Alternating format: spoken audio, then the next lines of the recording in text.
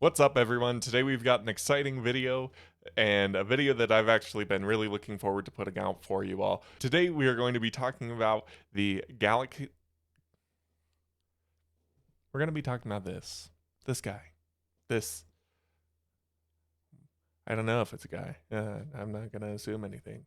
All right, we're going to talk about the Galaxy Z Fold4 and my experience in the first 6 months. Now, a little bit of background just so those of you that haven't been following my channel, most of you, this is my first foldable. The first foldable I've ever had. The first one. The first, if I didn't say that enough. So I have been a very loyal supporter of Samsung products, specifically their phones. I like their phones.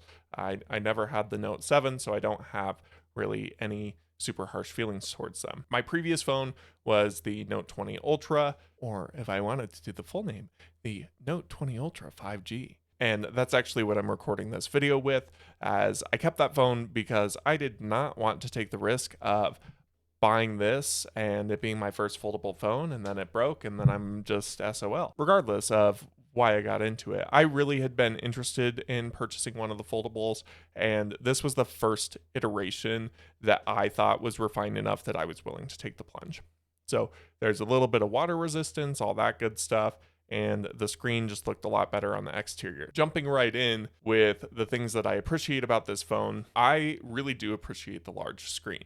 Now, I will say after 6 months of having the phone, the crease doesn't really bother you most of the time. I'd say the only time that the crease really bothers me is if I sit there sit there with my phone open and the sun or a light is shining right on the crease in the screen and I'm trying to watch a video. The other thing I will say is that there are a handful of apps that are not going to be fully optimized for it, and there's still companies that are working on optimizing their tech or their apps to actually integrate well with the Z Fold. So not every single app that you have is going to look great on this phone, but I will say for the vast majority of the applications that I use on a day-to-day basis, unfortunately, admittedly, it's mainly social media, they all look pretty good for the most part. I mean, some of the ways pages load are a little bit stupid or a little bit funky. They don't fully fill the screen, but the apps do try to auto-optimize for the screen.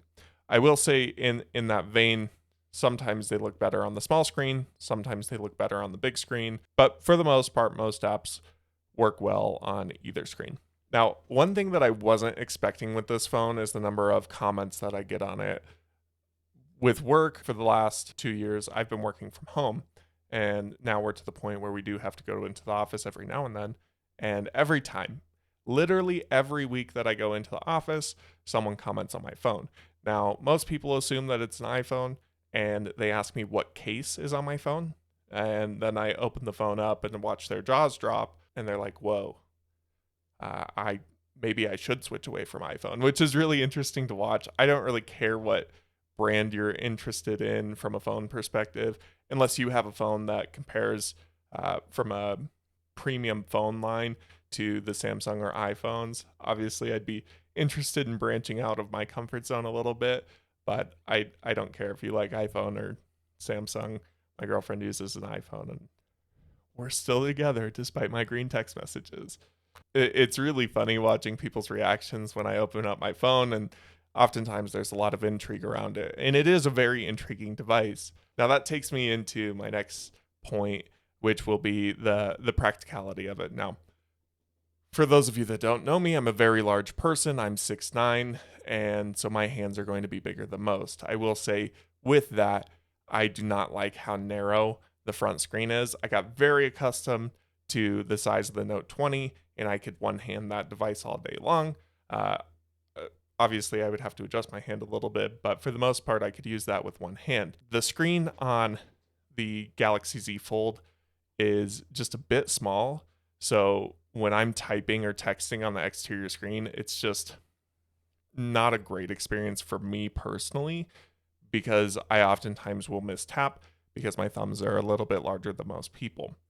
Granted, I am a massive outlier on the size scale, so realistically, that's probably not going to be a problem for most people, but it is something that definitely I'm going to say plagues my experience. I will say that's a bit dramatic, but it is something that I'm very aware of. If you've watched my previous videos on the Galaxy Z Fold, one of my first videos was specifically talking about how I never close the phone.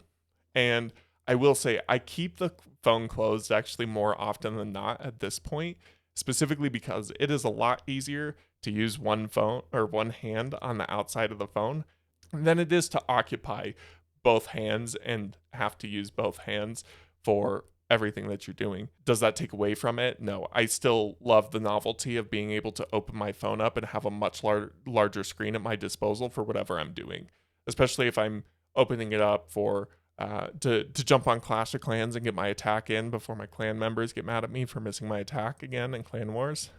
Or if it's me watching a video or doing something prolonged on the internet where I'm sitting there scrolling or researching something, I have found it very, very valuable to have that large real estate in the screen. I will say, for those of you that don't like heavier devices, it is a pretty heavy device. Keep in mind, you're carrying a small tablet. I think this fits the word phablet a little bit better than the Note series did, at least in my humble opinion, because it really is a lot bigger. But it's really nice to have access to that screen. The other thing that I will say that needs a little bit of refinement would be the camera under the screen. It's cool. It's really, really unique. Not very many companies are doing that, if any, other than Samsung.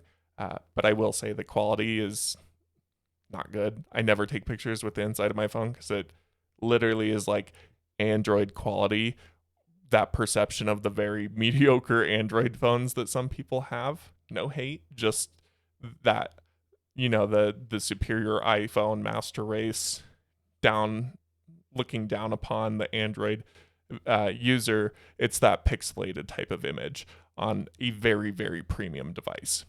So something to keep in mind there. If you're really keen on taking photos of yourself, you're probably not going to be taking very many pictures with the internal camera. Now, the external cameras are great. I record videos with that too, and I'll Snapchat every single day on the exterior camera for the front-facing camera, and both of those are great. Just the interior under-screen one, that technology either needs a lot of refinement, or in my opinion, they might be able to just do away with it in general, although that might not be a popular idea, just my 2 cents. One thing that I did forget to say that a lot of people likely have wondered is if this phone holds up to being dropped. Admittedly, I've dropped mine numerous times, which I'm very thankful that I talked myself into having a case on the phone, despite me not wanting one for a long time. Well, not wanting one, the phone looks a lot better without a case. Like, it looks really nice without a case, but it's better with one, just to make sure that you're not breaking it, and it's held up really well with all my drops. I really haven't noticed a ton of scratches on the frame of the device or anything like that. I have had some scratches on the external screen, but I also am choosing not to use a screen protector, so that's really my fault. Although I will say those scratches weren't from dropping the device, it was from going in my pocket, so something to keep in mind. But I don't have any issues on the internal screen, which is much more delicate than the external. One of the questions that's been coming up a lot to me recently, or at least within the last week, I had a few people ask if I would recommend this device. And that's something I'm still torn on. I enjoy the phone. I enjoy having it as my daily device. But every time I pick up my Note 20, I do reminisce a little bit at having such a large exterior screen. And I think if Samsung paired the large exterior screen with them making the interior screen even more massive, I would have all of my needs met, and I'd be even more willing to move over to the Galaxy Z Fold series indefinitely. All that being said, sorry for kind of going on a bunch of different tangents there, but I really wanted to just have an opportunity to get a couple of thoughts out there and then open it up to you all and see what your experience has been And if you've had a completely different experience or if you've had a better or worse experience, I'd love to hear that in the comments below. And aside from that, I just want to know, are you planning on switching to the foldables, or are you planning on sticking with the current devices you have and going down whatever lineup that is going to be? Thank you so much for watching, and I hope you all have a great rest of your day.